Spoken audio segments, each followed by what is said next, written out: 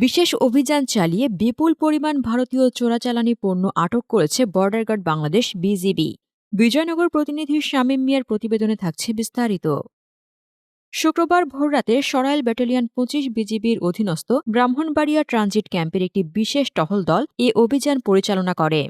বিজিবির গোপন সংবাদের ভিত্তিতে পরিচালিত অভিযানে ভারতীয় উন্নতমানের sunglass ৩,৮৯৪ piece, tablet ২১,৩০০ piece, capsule ৮,৭০০ piece, medicated সাবান ৩২৪ পিস, গ্লোস্মাইল ইনজেকশন ১০৮ পিস, ফিন অপটিক আইড্রপস ১৪০ পিস এবং অ্যাসাইলাম সিরিজ স্যাশেট পাউডার ১৪০ প্যাকেট জব্দ করা হয়।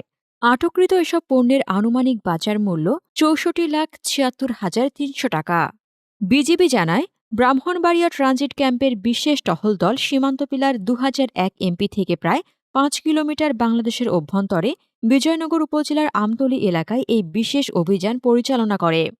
আটককৃত চোরাচালানি পণ্য আখাউড়া কাস্টমস অফিসে জমা দেওয়ার প্রক্রিয়া চলছে।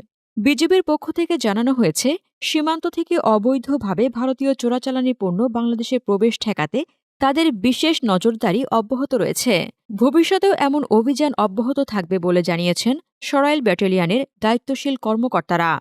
বিজিবি সূত্র জানায়, ব্রাহ্মণবাড়িয়া সীমান্ত এলাকায় চোরাচালান প্রতিরোধে নিয়মিত টহল ও বিশেষ অভিযান পরিচালনা করা হচ্ছে। সীমান্তের নিরাপত্তা ও দেশের অর্থনৈতিক স্বার্থ রক্ষায় বিজিবি সদা সতর্ক রয়েছে বলে জানিয়েছে সংশ্লিষ্ট কর্তৃপক্ষ। হাসনাদুজ্জাহান হিমু, দৈনিক খোলা চোখ।